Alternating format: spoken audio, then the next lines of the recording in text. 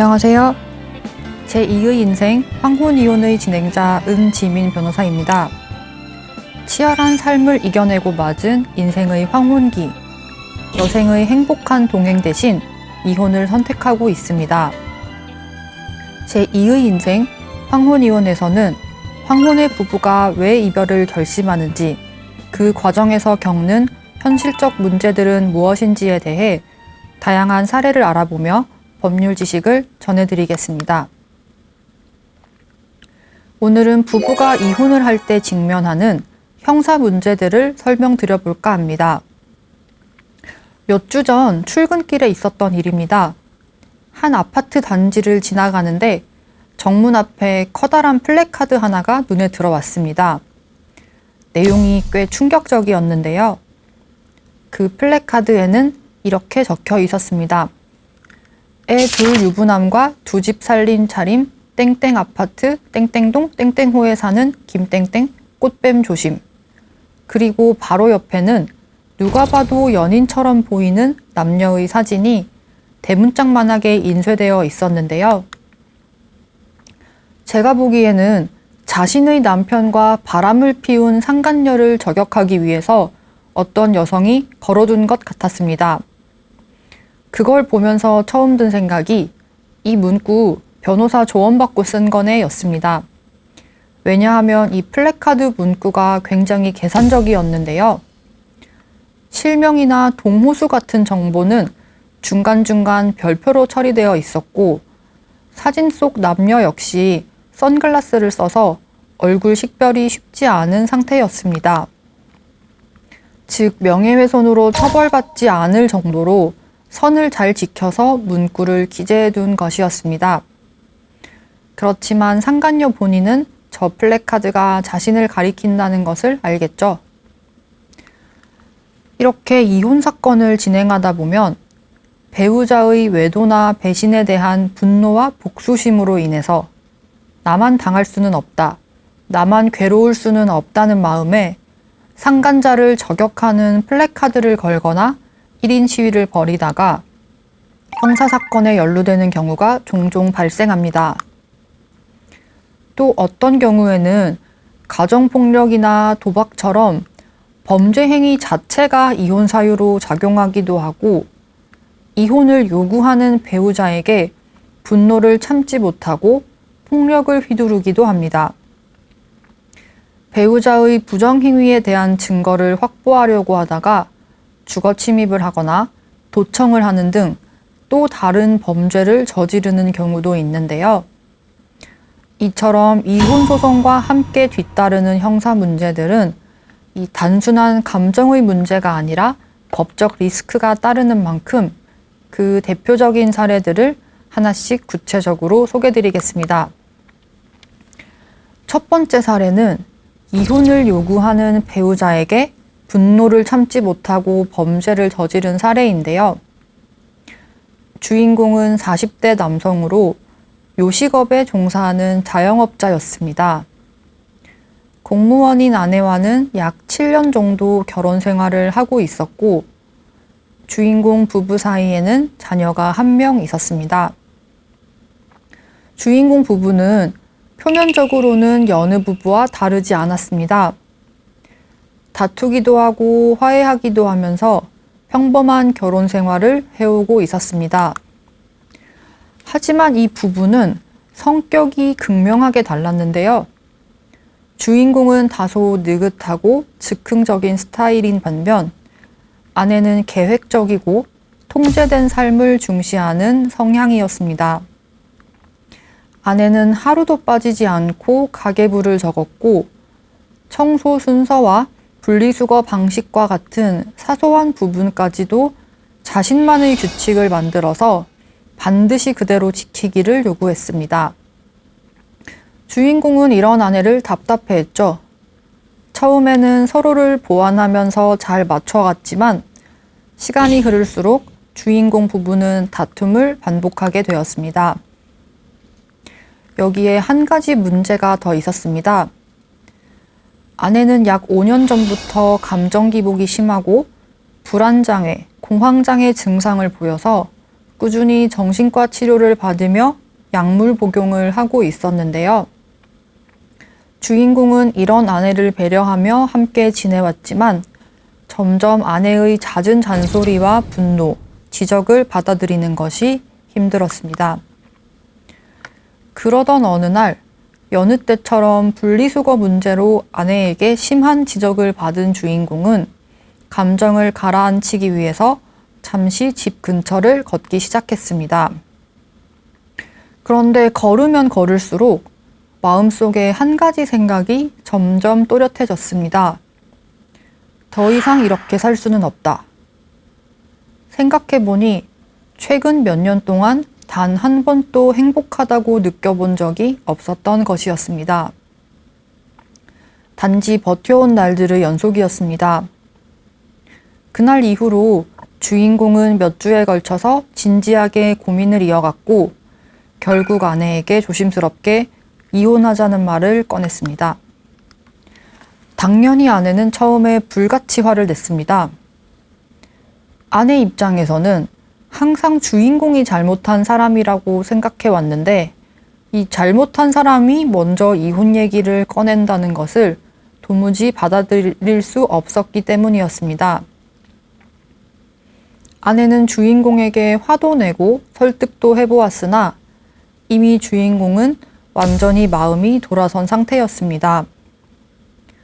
수많은 대화 끝에 아내 또한 어쩔 수 없이 이혼을 받아들이기로 했고 주인공과 아내는 협의 이혼 절차를 밟게 되었습니다. 주인공과 아내는 가정법원에 협의 이혼 신청서를 제출해 둔 채 같은 집에 살면서 이혼 조건을 논의하기 시작했습니다. 이미 이혼하기로 마음먹은 부부가 한 집에서 남처럼 마주 앉아 이혼 조건을 협의하는 기묘하고도 서글픈 동거 생활이 시작된 거죠. 그런데 완전히 이혼하기로 마음먹은 주인공과는 달리 아내는 여전히 주인공과의 결혼 생활에 미련이 있었던 것 같습니다. 어느 날은 이혼 조건에 순순히 동의를 하다가도 어느 날은 이대로는 이혼을 못 해주겠다, 양육권은 자신이 갖겠다며 화를 내기도 했습니다. 이혼이라는 이 극한의 스트레스 상황 속에서 갈등이 반복될수록 아내는 점점 심리적으로 불안정해졌고 복용하던 정신과 약물 용량도 서서히 늘려갔습니다. 그러던 어느 날 주인공과 아내는 퇴근 후 거실에서 양육권 문제로 크게 말다툼을 하게 되었습니다. 감정이 고조된 끝에 더 이상 대화가 어렵다고 생각한 주인공은 일단 감정을 가라앉히고 다음에 이야기하자고 한 뒤 욕실에 들어가서 샤워를 시작했습니다. 그런데 물줄기를 뚫고 뭔가 사각사각 긁는 소리가 문 밖에서 들리기 시작했습니다. 처음에 주인공은 아이가 잠긴 화장실 문을 열려고 장난치는 줄 알고 아이 이름을 부르면서 문을 살짝 열었는데요.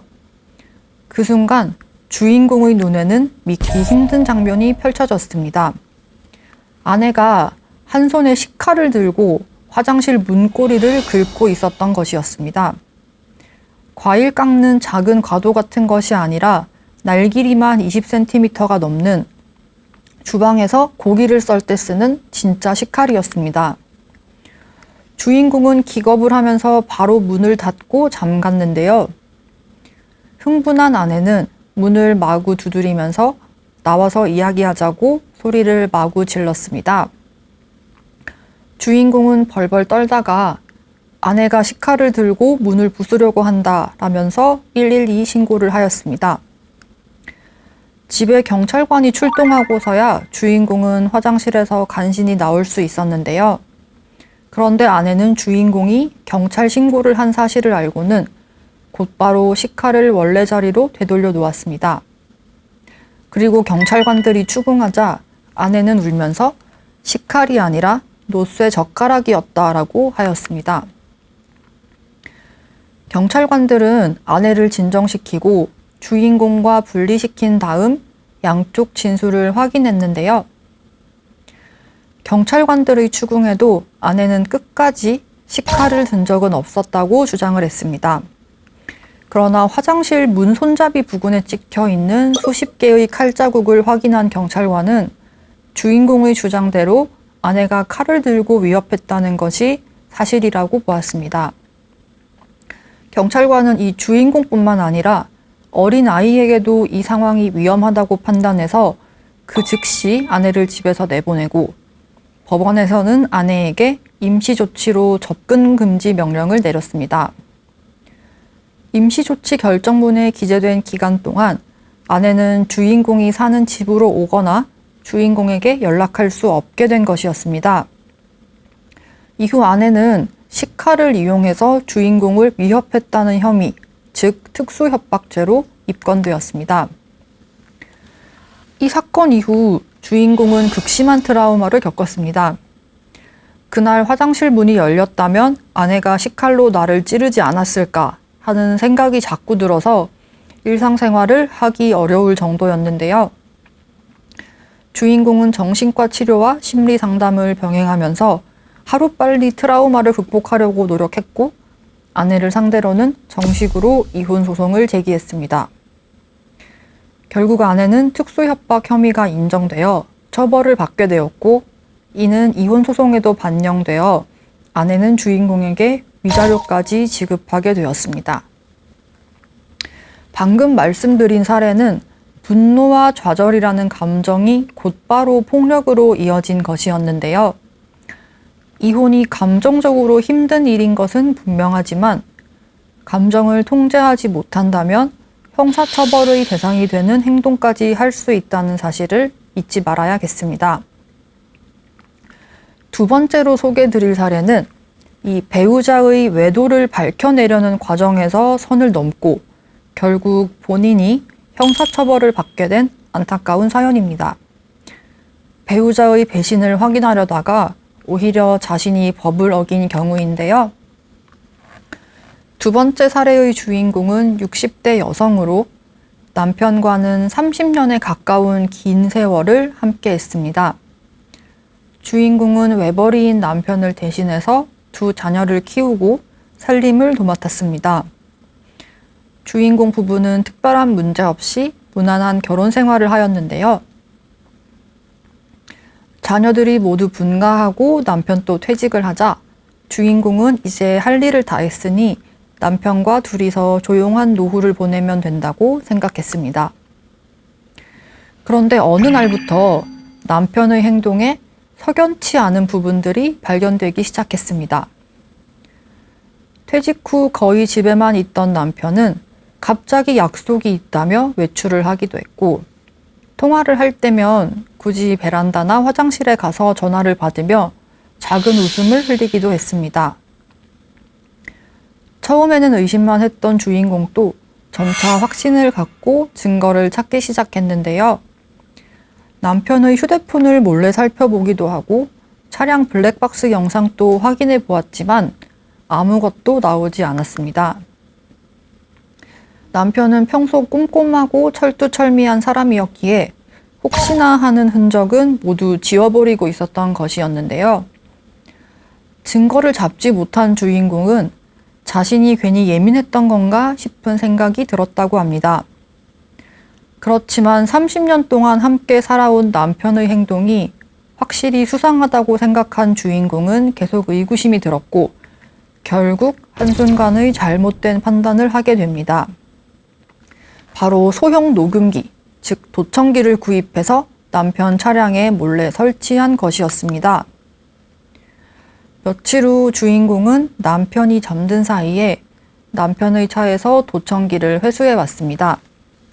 몇 개의 음성이 녹음되어 있었는데 이를 들은 주인공은 그 자리에서 주저앉을 수밖에 없었습니다. 남편이 어떤 여성과 전화통화로 대화하는 것이 녹음되어 있었는데요. 남편은 아내랑은 사이가 좀 별로야. 너랑 같이 있는 이 시간이 진짜 내 인생 같아. 라면서 전화 상대 여성에게 애정 표현도 하고 있었습니다. 정말로 바람을 피우고 있었던 것이었는데요. 분노에 휩싸인 주인공은 남편에게 녹음 파일을 들려주면서 부정행위를 추궁했습니다. 그런데 돌아온 반응은 예상 밖이었습니다. 남편은 잠시 침묵한 뒤 이렇게 말했는데요. 이거 불법 도청인 거 알지? 경찰에 신고할 수도 있어. 남편은 주인공이 자신을 불법 도청했으니 경찰에 신고하겠다고 위협한 것이었는데요. 자신이 바람을 피우는 것은 맞지만 위자료 2천만 원에서 3천만 원만 주면 끝나는 문제인 반면 주인공이 도청기를 설치한 것은 명백히 형사처벌이 되는 문제니까 그냥 조용히 넘어가자는 것이었습니다. 너무 뻔뻔한 태도의 주인공은 순간 할 말을 잃었습니다. 이 사람이 내가 30년 동안 함께 살아온 사람이 맞나 싶은 생각도 들고 왜 잘못한 사람이 오히려 큰 소리를 치는 것인지 의아하기도 하고 이 상황이 도무지 납득되지 않았던 주인공은 형사처벌을 감수하더라도 반드시 이혼소송을 하겠다고 결심하게 됩니다. 결국 주인공은 남편의 부정행위를 이유로 이혼소송을 제기하면서 남편에게 위자료 3천만 원을 요구했습니다. 주인공은 남편의 부정행위 증거로 몰래 녹음했던 녹음 파일을 법원에 제출했습니다. 이에 반발한 남편은 주인공을 불법 도청으로 경찰서에 고소를 하였는데요. 남편은 이 녹음 파일은 불법적인 방법으로 취득한 것이므로 이혼소송에서 사용하면 안 된다는 주장도 했습니다. 주인공에게 적용된 혐의는 통신비밀보호법 위반죄였습니다. 이 법은 타인의 대화를 무단으로 녹음하거나 엿듣는 행위를 명백한 범죄로 보고 있습니다. 이 법 제3조 제1항에는 누구든지 이 법과 형사소송법 또는 군사법원법의 규정에 의하지 않고서는 우편물의 검열, 전기통신의 감청 또는 통신사실 확인 자료의 제공을 하거나 공개되지 않은 타인 간의 대화를 녹음 또는 청취하지 못한다 라고 규정하고 있고 같은 법 제14조에서는 누구든지 공개되지 않은 타인 간의 대화를 녹음하거나 전자장치 또는 기계적 수단을 이용하여 청취할 수 없다라고 규정하고 있습니다. 쉽게 말하자면 대화에 참여하지 않은 제3자가 대화를 몰래 녹음할 수 없다는 뜻입니다. 그리고 같은 법 제16조 제1항 제1호에 의하면 이렇게 몰래 타인의 대화를 녹음한 사람은 1년 이상 10년 이하의 징역과 5년 이하의 자격정지에 처한다고 하는데요. 이 정도 형량이 어느 수준인지 감이 잘 오지 않으실 수도 있습니다. 형법 제41조에 따르면 형벌은 무거운 순서대로 사형, 징역, 금고, 자격상실, 자격정지, 벌금, 구류, 과료, 몰수 이렇게 총 9가지로 나뉩니다. 그런데 통신비밀보호법 위반죄는 1년 이상 10년 이하의 징역과 5년 이하의 자격정지에 처한다고 되어 있는데요. 징역형 그리고 자격정지형을 동시에 부과한다는 말입니다. 이처럼 통신비밀보호법 위반죄는 벌금형이 없이 징역형만 존재하기 때문에 실제로 유죄로 인정되면 최소 집행유예부터 시작하는 중한 처벌로 이어질 수 있습니다. 몰래 한번 녹음하는 것이 그렇게 큰일이냐라고 안일하게 생각한다면 자칫 전과 기록은 물론 직업상 자격정지까지 당하는 치명적인 결과로 이어질 수 있는 것이죠. 배우자와 상간자의 부정행위 증거를 잡으려고 몰래 녹음을 한 사례는 실제로도 자주 발생합니다. 법원은 이럴 때 매우 엄격한 태도를 보이는데요. 법원은 배우자의 부정행위를 확인하기 위해서 통화 내용을 무단으로 녹음한 행위는 사생활의 비밀과 자유보장의 필요성이 더욱 강조되어 있는 사회적 상황에서 부부 사이라 하더라도 배우자와 타인 사이의 공개되지 않은 대화를 녹음한 것이므로 그 죄책이 가볍다고 볼 수 없다라면서 엄정하게 처벌하려고 하는 입장입니다. 아무리 부부 사이라 하더라도 배우자에게 공개하고 싶지 않은 사생활의 비밀이 있다는 의미입니다. 꼭 부정행위가 아니더라도 예를 들어 내가 친구들과 어떤 대화를 하는지 혹은 내가 어떤 장르의 책을 읽는지 배우자에게 굳이 알리고 싶지 않은 경우가 있을 테니까요. 다만 법원은 이런 사안에서 무조건 엄벌에 처하지는 않습니다. 몰래 녹음한 행위 자체는 분명 잘못된 것이지만 그 동기와 경위를 면밀히 살펴서 형량을 결정합니다. 아무래도 배우자의 부정행위 증거를 찾기 위해서 몰래 녹음하는 경우는 다른 통상적인 불법 도청, 감청 사례와는 그 모습이 상당히 다르기 때문입니다. 예를 들어 실제로 배우자의 부정을 의심할 만한 사정이 있었는지, 부정행위를 확인할 목적에서만 범행을 저지른 것인지, 녹음한 내용을 외부에 유포한 것이 아니라 이혼소송에만 증거로 제출했는지, 녹음 횟수는 어느 정도인지, 설치한 장소의 범위는 어느 정도인지, 전과가 있는지, 이후 반성하거나 배우자와 합의가 이루어졌는지 여러 사정을 고려해서 형을 정합니다. 이러한 이유로 일반적인 도청, 감청 사건에 비해서는 상대적으로 가벼운 형이 선고되는 경향이 있습니다. 실제 판례를 보면 무거운 법정형에도 불구하고 대부분의 경우에는 집행유예와 자격정지를 선고하거나 만약 배우자와 합의가 되어 처벌을 원치 않는다고 밝힌 경우에는 선고유예를 선고하고 있습니다. 그러나 선고유예든 집행유예든 결코 무죄를 의미하는 것은 아니며 이 기록에 남는 전과는 향후 사회생활에도 영향을 줄 수 있기 때문에 불륜 증거를 확보하는 과정에서 불법을 저지르지 않도록 주의하셔야 합니다. 결국 주인공은 통신비밀보호법 위반죄로 재판까지 받게 되었습니다.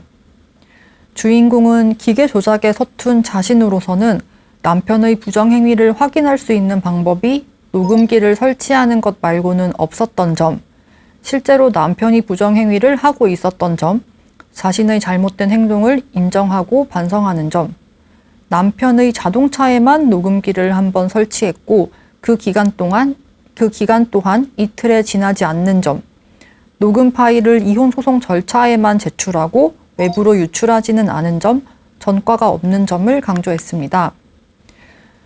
안타깝게도 남편과의 합의는 이루어지지 않았습니다. 남편은 주인공이 위자료를 포기하는 조건, 즉 이혼의 책임을 묻지 않는 조건으로 합의를 해주겠다고 했지만 주인공은 끝까지 혼인 파탄의 책임은 남편에게 있다라는 점을 공식적으로 남기고 싶다는 입장이었습니다. 형사처벌을 감수하더라도 침묵할 수는 없다는 것이었죠. 결과적으로 이혼소송에서는 남편의 부정행위가 인정되어 주인공은 남편으로부터 위자료 3천만 원을 받아낼 수 있었습니다. 그러나 동시에 주인공은 통신비밀보호법 위반으로 징역 6개월과 자격정지 1년, 그리고 그에 대해서 집행유예 1년을 선고받았습니다. 주인공의 입장에서는 억울한 마음이 들었을지도 모릅니다.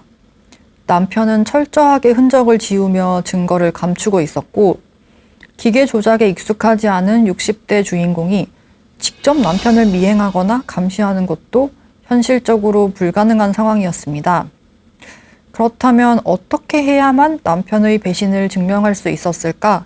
그 답이 없었던 현실이 안타깝기도 합니다. 그러나 아무리 상대방이 잘못했다 하더라도 그 잘못을 입증하기 위한 수단이 불법이라면 나 또한 그 책임을 져야 한다는 사실을 잊으면 안 됩니다.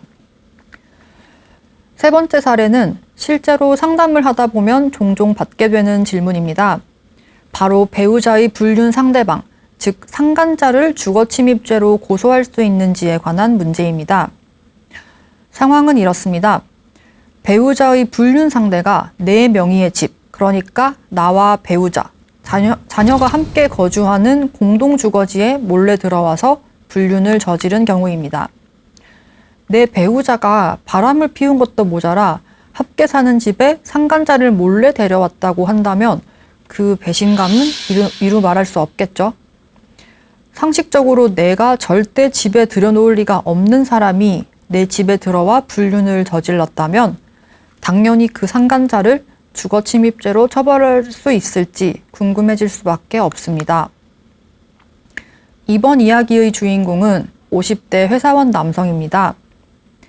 아내와는 약 15년 동안 결혼 생활을 이어오며 슬하에 자녀를 한 명 두고 있었습니다. 주인공 부부의 자녀는 초등학교를 졸업하자마자 바로 해외 유학을 떠났고 기숙학교에 다니면서 그 이후로는 방학 때만 한국에 들어와 주인공 부부와 함께 한두 달 정도 지내곤 했습니다.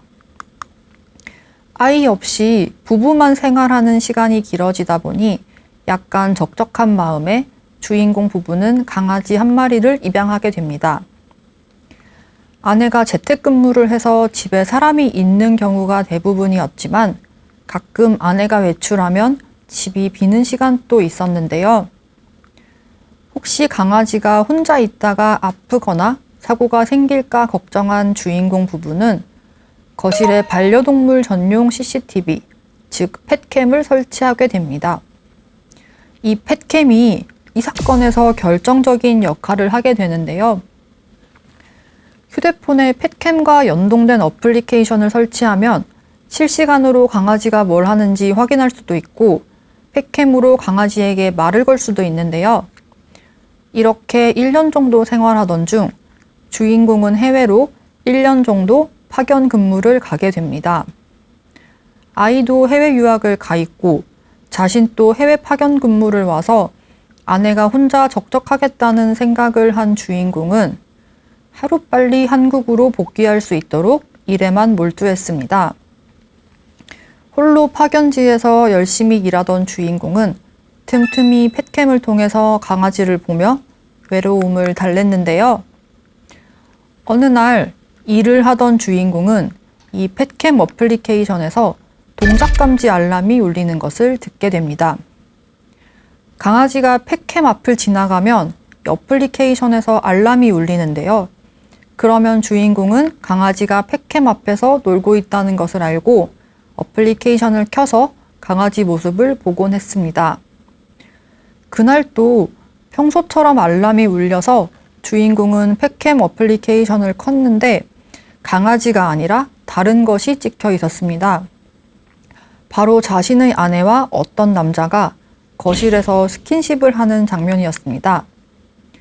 그 남성은 아내와 함께 소파에 앉아서 다정하게 대화를 나누며 스킨십을 했고 심지어 아내가 준비한 식사를 함께 먹는 장면도 포착되었습니다. 그날 이후 주인공은 며칠 동안 펫캠 영상을 수시로 들여다보며 집에 상간남이 또 오지 않는지 확인을 했고 결국 아내가 자신이 출장을 간 사이에 상간남을 집에 데려와 만남을 가지고 있다는 사실을 받아들이게 됩니다. 이쯤에서 궁금증이 생기실 수도 있는데요. 거실에 펫캠이 설치되어 있는데 어떻게 아내가 상간남을 집에 데려와서 버젓이 불륜을 저지를 수 있을까 하고 말입니다. 그런데 실제로 이처럼 펫캠이나 홈캠을 통해서 불륜이 적발되는 사례는 생각보다 많습니다. 처음 펫캠이나 홈캠을 설치했을 때는 카메라가 있다는 사실을 인식하지만 1년, 2년 시간이 지나면 카메라의 존재가 익숙해지면서 잊어버리게 되기 때문입니다. 주인공 아내도 마찬가지였습니다. 펫캠을 설치한 지 오래되기도 했고 아내는 주인공처럼 펫캠 어플리케이션을 사용하지 않았기 때문에 거실에 펫캠이 있다는 사실을 잊어버렸던 것이었습니다. 그러니 남편도 아이도 없는 빈집에 상간남을 데려와 버젓이 불륜을 저지르는 자연스러운 모습이 전부 녹화될 수 있었던 것입니다. 아내의 불륜을 알게 된 주인공은 너무 화가 나고 분했습니다. 자기는 먼 해외까지 가서 가족들 먹여 살리려고 열심히 일하고 있는데 아내는 바람이나 피우고 있으니 괘씸했던 거죠. 주인공은 처음에 이혼 생각까지 했다고 합니다. 그렇지만 아내가 싹싹 빌기도 했고 유학 가 있는 자녀를 생각해서 한 번만 용서해 주기로 했습니다. 그렇지만 상간남만큼은 용서할 수가 없었는데요. 주인공은 괘씸한 마음에 상간남에 대해서 상간 손해배상 소송을 걸었고 주인공의 허락도 받지 않고 주인공 명의로 된 집에 들어왔으니 주거 침입에 해당한다는 점을 들어 상간남을 형사 고소까지 하였습니다. 펫캠의 이 녹화된 영상이 명백했기 때문에 상간남이 주인공에게 위자료를 지급해야 한다는 점은 다툼의 여지가 없었습니다. 문제는 상간남이 주인공 부부가 사는 집에 들어가서 부정행위를 한 것이 과연 형법상 주거침입죄에 해당하는지 여부였습니다. 이런 경우에 여러분이라면 어떻게 판단하시겠습니까? 일단 법리적인 복잡한 이야기는 잠시 접어두고 상식적으로 한번 생각을 해볼까요?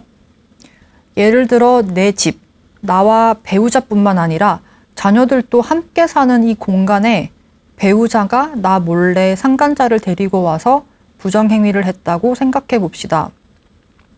내가 상간자를 우리 집에 들어오라고 허락하는 일은 절대 없겠죠? 이런 의미에서 내 허락 없이 내 집에 들어와서 감히 내 배우자와 불륜을 저지른 상간자를 주거침입으로 처벌하는 것은 충분히 타당해 보입니다. 실제로 우리 법원도 이런 경우에 주거침입에 해당한다고 판시했습니다. 1984년 대법원 판례에서는 남편이 부재 중인 집에 아내의 승낙을 얻어서 간통할 목적으로 들어갔다면 남편의 의사에 반한다고 보이므로 아내가 승낙했다 하더라도 남편의 주거의 사실상 평온은 깨어졌다 할 것이므로 주거침입죄가 성립한다라면서 상간자를 유죄라고 판단했습니다. 이 입장은 수십 년 동안 유지가 되었는데요. 그런데 2021년 전원합의체 판결로 판례가 바뀌면서 이 상간자의 주거침입 혐의에 대해서 무죄를 선고하게 되었습니다. 무려 40년 만에 대법원 판례가 뒤집힌 것이었는데요. 이 판결문을 잠깐 읽어드리겠습니다. 주거침입죄의 구성 요건적 행위인 침입이란 거주자가 주거에서 누리는 사실상의 평온 상태를 해치는 행동으로 주거에 들어가는 것을 의미하고 침입에 해당하는지 여부는 출입 당시의 행동으로 판단해야 한다. 사실상의 평온 상태를 해치는 행동으로 주거에 들어가는 것이라면 대체로 거주자의 의사에 반하는 것이겠지만 이 단순히 주거에 들어가는 행위 자체가 거주자의 의사에 반한다는 거주자의 주관적 사정만으로 바로 침입에 해당한다고 볼 수는 없다. 외부인이 공동 거주자 중 주거 내에 현재하는 거주자로부터 현실적인 승낙을 받아서 통상적인 출입 방법에 따라 주거에 들어갔다면 특별한 사정이 없는 한 사실상의 평온 상태를 해치는 행동으로 주거에 들어간 것이라고 볼 수는 없으므로 주거침입죄에서의 침입에 해당하지 않는다라는 것이 판례의 입장인데요. 쉽게 설명하자면 이 주인공과 아내가 함께 사는 집에 아내가 들어오라고 문을 열어줘서 상간남이 그 집 현관문으로 들어갔다면 설사 주인공이 상간남의 출입을 원치 않았다 하더라도 주거침입이라고는 볼 수 없다는 말입니다. 이 집이 주인공 명의라는 사실은 중요하지 않고 이 공동 거주자인 아내의 승낙만으로 괜찮다는 것입니다. 그리고 상간남이 창문을 깨고 들어간 것도 아니고 통상적으로 출입하는 현관문을 열고 편안하게 들어갔기 때문에 주거의 평온을 해친 것도 아니라는 것입니다. 결국 상간남이 주인공 집에 주거 침입한 것은 무혐의 처분을 받았고 주인공은 상간남으로부터 상간 손해배상만 받아낼 수 있었습니다. 이처럼 상간자의 출입이 형법상 주거침입죄가 되는 것은 아닙니다. 그러나 타인의 가정, 누군가의 삶의 공간에서 불륜을 저지른다는 것은 법 이전에 인간으로서의 도리를 저버리는 행위이므로 타인의 가정에 들어가서 안 된다는 사실을 분명히 인지하셔야 합니다. 네 번째 사례는 제가 오늘 영상 제일 처음에 말씀드렸던 내용과 같은 맥락인데요. 아내의 외도를 알게 된 주인공이 상간자에 대한 복수심과 분노 때문에 1인 시위를 하다가 결국 법적 처벌까지 받게 된 사건입니다. 이 사례의 주인공은 60대 남성으로 사업을 하면서 평생 가족을 위해 헌신한 가장이었습니다. 아내와는 약 35년 동안 결혼 생활을 함께 했고 슬하에는 2자녀를 두었습니다. 주인공의 사업은 작지만 탄탄했기 때문에 주인공 가족은 경제적으로 풍족하게 지냈고 2자녀는 모두 분가하여 주인공은 아내와 둘이서 여행을 다니거나 산책을 하고 맛집을 찾아다니며 소소한 노후 생활을 즐기고 있었습니다. 그런데 약 2년 전부터 아내의 행동에서 이상한 부분이 감지되기 시작했습니다. 당시 아내는 탁구 동호회에 가입해서 활발하게 활동을 하고 있었는데요. 처음에는 운동만 하고 곧바로 귀가하던 아내가 어느 순간부터는 주말 내내 동호회 모임을 한다며 외출을 하더니 점점 주인공에게 무관심하고 짜증을 내기 시작했습니다. 주인공은 단순히 아내가 갱년기 권태를 겪고 있다고 생각했습니다. 그동안 부부 사이에 특별한 문제가 있었던 것도 아니고 그만큼 아내를 믿었기 때문이었는데요. 그런데 우연히 아내의 휴대폰에서 아내가 어떤 남자에게 보고 싶다라면서 문자를 보낸 것을 보게 된 주인공은 아내가 바람을 피고 있다는 사실을 깨닫게 되었습니다. 직접 이 사실을 확인하는 것이 두려웠던 주인공은 탐정사무소에 의뢰를 하였습니다. 약 2주 정도 후 주인공은 몇 장의 사진을 받게 되는데요. 그 사진에는 주인공의 아내가 어떤 남성과 함께 차를 타고 모텔로 들어가는 장면, 함께 웃으며 차에서 내려서 식당으로 들어가는 장면이 고스란히 찍혀 있었습니다. 상간남은 아내와 함께 탁구 동호회 활동을 하는 회원이었고 가정이 있는 유부남이었습니다. 아내의 불륜을 눈으로 확인한 주인공은 감정적으로 완전히 무너졌습니다. 아내는 자신이 잘못했고 자식들을 생각해서 용서해달라면서 빌었고 상간남이 먼저 자신을 유혹했다는 변명을 하면서 주인공을 설득했습니다. 아직 아내에 대한 애정이 남아있던 주인공도 이번 한 번만 넘어가기로 했습니다. 그러나 상간남은 가만둘 수 없었는데요.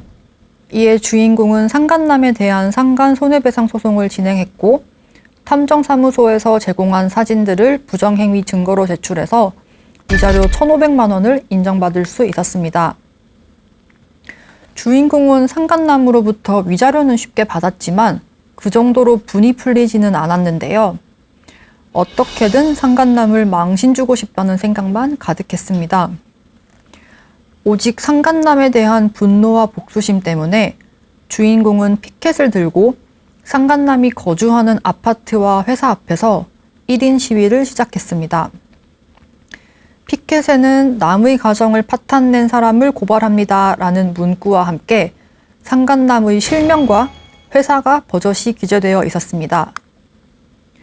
주인공은 처음에는 하루에 1~2시간 정도만 시위를 하다가 나중에는 오후 내내 피켓을 들고 서 있기도 했는데요. 전단지를 만들어서 동네 곳곳에 부착하기도 했습니다. 근처 주민들이 사진을 찍고 공유를 하기 시작하면서 상간남의 신상 정보가 빠르게 퍼졌는데요. 상간남의 지인들이 이를 보고 상간남에게 연락을 하기도 했고 결국 참다 못한 상간남은 주인공을 명예훼손죄로 고소하게 됩니다. 형법 제307조 명예훼손죄는 2가지가 있습니다. 제1항에 규정된 사실적시 명예훼손죄와 제2항에 규정된 허위사실적시 명예훼손죄가 있는데요. 이 중에서 사실적시 명예훼손죄란 사실이라 하더라도 공공연하게 이를 알려서 사회적 평판이나 명예를 훼손하면 처벌하는 것입니다. 다만 형법 제310조에 의하면 오직 공공의 이익을 위해서 사실을 알린 경우에는 위법성이 조각됩니다. 이 사건에서 상간남이 주인공 아내와 불륜을 한 것은 사실이었기 때문에 상간남은 주인공을 형법 제307조 제1항의 사실적시 명예훼손으로 고소한 것이었습니다. 주인공은 너무 억울했습니다. 상간남이 아내와 바람을 핀 것은 사실이었고 그로 인해서 자신의 가정은 한순간에 무너졌는데 왜 사실을 말한다고 처벌하는 것인지 이해할 수가 없었습니다. 내 가정이 무너진 만큼 상간남의 가정도 무너지기를 바라는 마음에서 시위를 한 것이었는데요. 주인공은 억울한 마음에 자신은 불륜의 피해자일 뿐이고 상간남의 행동을 널리 알려서 다른 피해자가 나오지 않기를 바라는 마음에서 1인 시위를 하게 되었다고 주장을 했습니다. 공공의 이익을 위해서 상간남의 신상을 공개했다는 주장이었는데요. 그러나 법원은 부정행위를 한 것이 사실이라 하더라도 이를 불특정 다수에게 공연히 알리는 행위는 사실적시 명예훼손죄에 해당한다며 주인공에게 벌금 200만 원을 선고하였습니다. 이후 주인공은 모든 시위를 중단하였는데요. 한동안 우울증과 불면증에 시달리던 주인공은 정신과 치료와 상담 치료를 받으며 이를 극복하려고 했었고 아내와도 함께 부부 상담을 받으며 관계 회복을 위해 노력했습니다. 상간자에 대한 분노와 복수심은 충분히 이해할 수 있습니다. 그러나 그 감정이 법이 정해둔 선을 넘는 순간 피해자는 가해자가 될 수 있습니다. 이 사례의 주인공은 결국 상처받은 피해자면서 동시에 순간의 잘못된 선택으로 처벌받은 가해자가 되었습니다. 그러나 주인공을 비난할 수는 없지 않을까 하는 생각도 조금 드는데요. 오늘 이야기 어떻게 들으셨나요? 이혼이라는 단어는 그 자체로도 고통스럽습니다. 그리고 그 뒤에는 배신과 분노, 억울함이 더해지면 사람은 때때로 감정이 앞서는 실수를 하기도 합니다. 내가 피해자인데 왜 내가 처벌을 받아야 해? 바람을 폈으니까 바람을 폈다고 말한 건데 그게 왜 명예훼손이야? 많은 분들이 이런 질문을 하십니다. 그러나 법은 감정의 편이 아니고 행동의 결과만을 판단합니다. 그렇기 때문에 복수를 하고 싶으면 법의 범위 안에서 움직여야 하는 것입니다. 불륜을 입증하기 위해서 도청기를 설치하거나 상간자를 찾아가서 시위를 하는 그 마음은 이해가 되지만 그 방법이 법을 벗어나면 피해자가 아니라 가해자가 될 수 있습니다. 중요한 것은 분노보다는 정확한 절차, 억울함보다는 침착한 대응입니다.